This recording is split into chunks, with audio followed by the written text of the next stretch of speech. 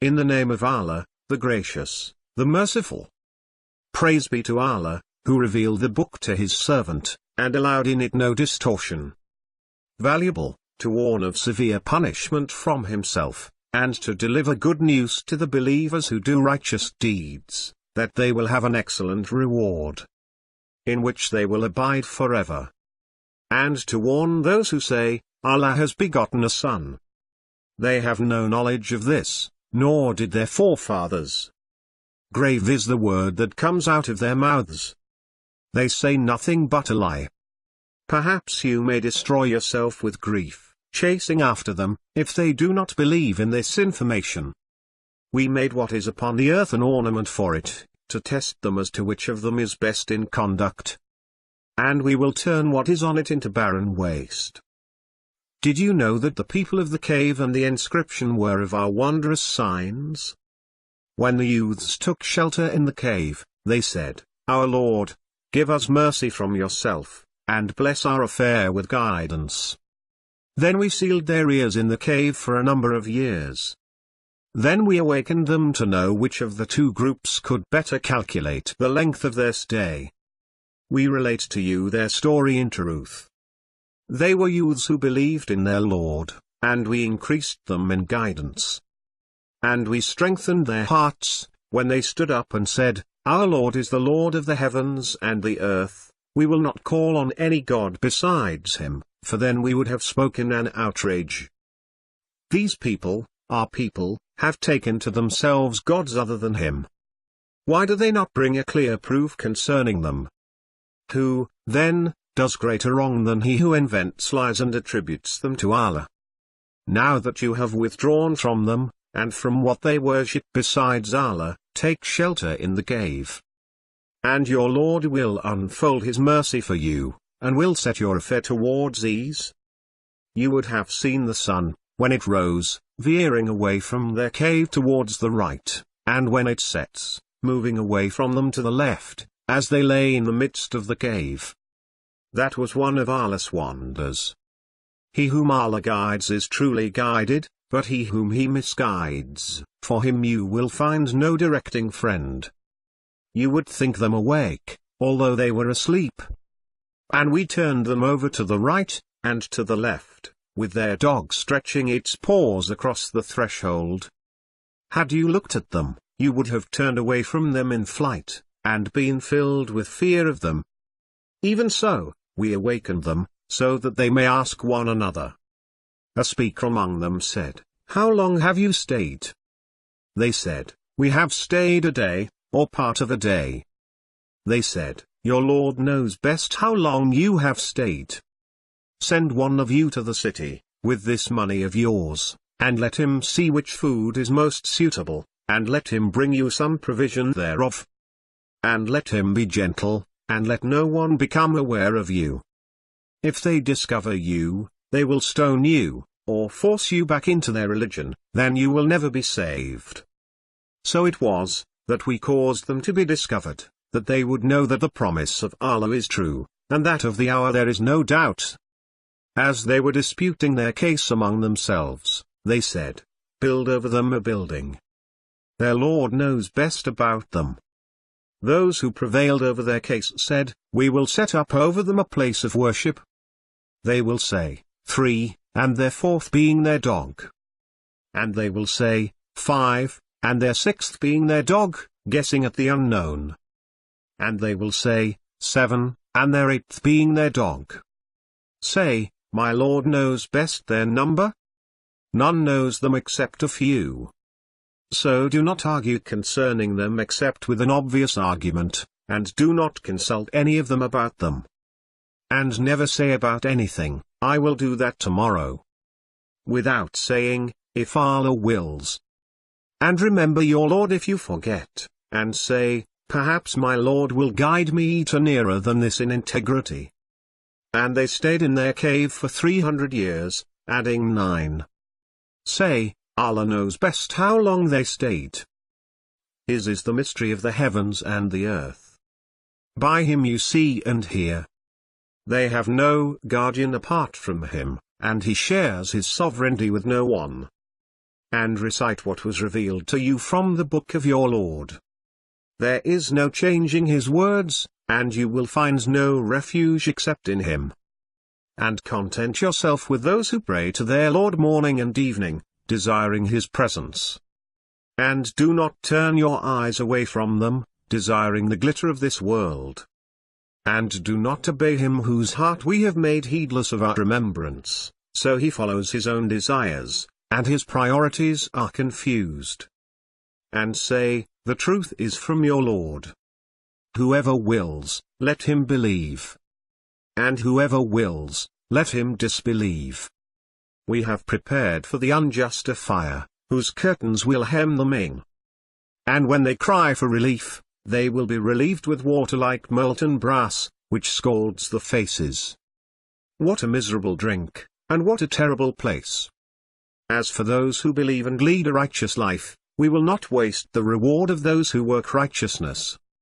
These will have the gardens of Eden, beneath which rivers flow.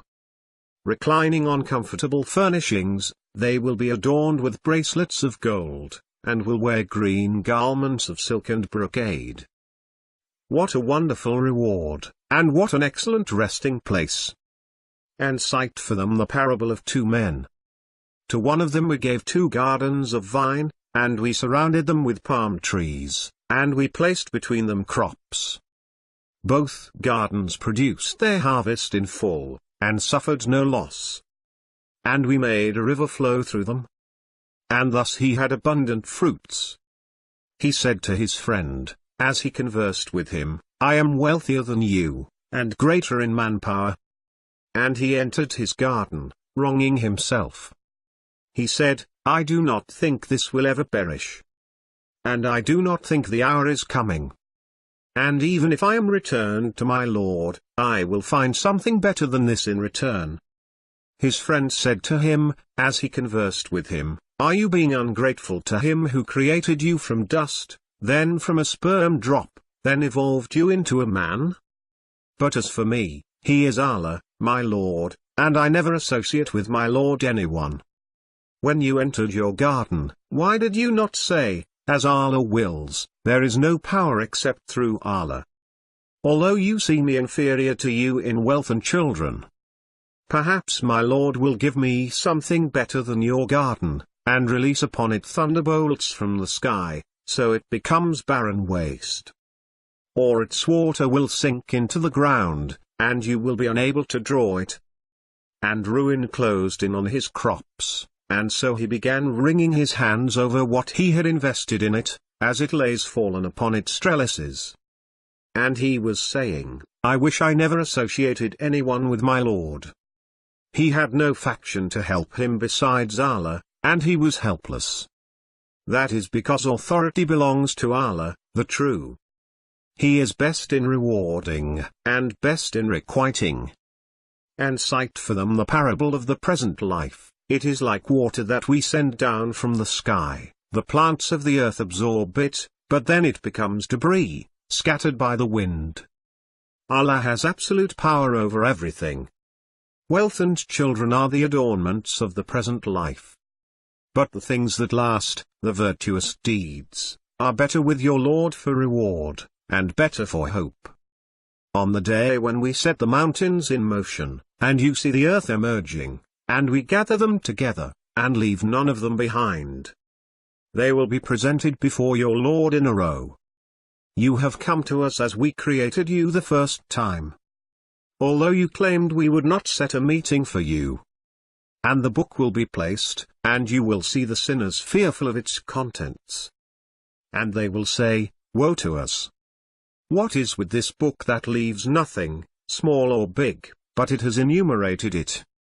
They will find everything they had done present. Your Lord does not wrong anyone. We said to the angels, Bow down to Adam. So they bowed down, except for Satan. He was of the jinn, and he defied the command of his Lord. Will you take him and his offspring as lords instead of me, when they are an enemy to you? Evil is the exchange for the wrongdoers. I did not call them to witness the creation of the heavens and the earth, nor their own creation, and I do not take them as leaders for assistance. On the day when he will say, "Call on my partners whom you have claimed." They will call on them, but they will not answer them. And we will place between them a barrier. And the sinners will see the fire, and will realize that they will tumble into it. They will find no deliverance from it. We have elaborated in this Quran for the people every kind of example, but the human being is a most argumentative being. What prevented people from accepting faith, when guidance has come to them, and from seeking their Lord's forgiveness? Unless they are waiting for the precedent of the ancients to befall them, or to have the punishment come upon them face to face. We send the messengers only as deliverers of good news and warners. Those who disbelieve argue with false argument, in order to defeat the truth thereby. They take my verses, and the warnings, for a joke. Who does greater wrong than he, who, when reminded of his Lord's revelations, turns away from them, and forgets what his hands have put forward? We have placed coverings over their hearts, lest they understand it, and heaviness in their ears. And if you call them to guidance, they will not be guided, ever. Your Lord is the forgiver, possessor of mercy. Were he to call them to account for what they have earned, he would have hastened the punishment for them. But they have an appointment from which they will find no escape. And these towns, we destroyed them when they committed injustices, and we set for their destruction an appointed time. Recall when Moses said to his servant, "I will not give up until I reach the junction of the two rivers, even if it takes me years." Then, when they reached the junction between them, they forgot about their fish. It found its way into the river, slipping away. When they went further, he said to his servant, "Bring us our lunch, we were exposed in our travels to much fatigue." He said, "Do you remember when we rested by the rock? I forgot about the fish. It was only the devil who made me forget it."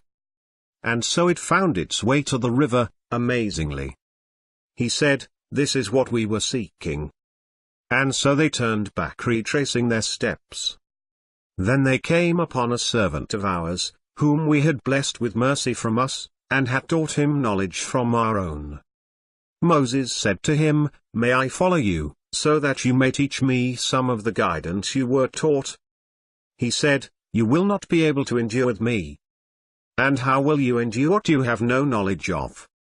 He said, "You will find me, Allah willing, patient, and I will not disobey you in any order of yours."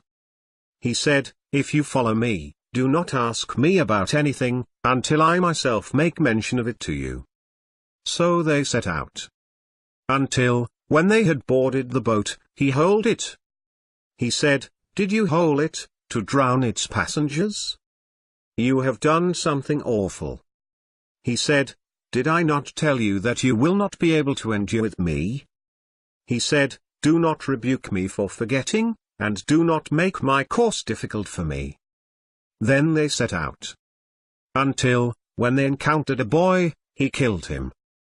He said, "Did you kill a pure soul, who killed no one? You have done something terrible." He said, "Did I not tell you that you will not be able to endure with me?" He said, "If I ask you about anything after this, then do not keep company with me. You have received excuses from me." So they set out. Until, when they reached the people of a town, they asked them for food, but they refused to offer them hospitality. Though they found a wall about to collapse, and he repaired it. He said, "If you wanted, you could have obtained a payment for it." He said, "This is the parting between you and me.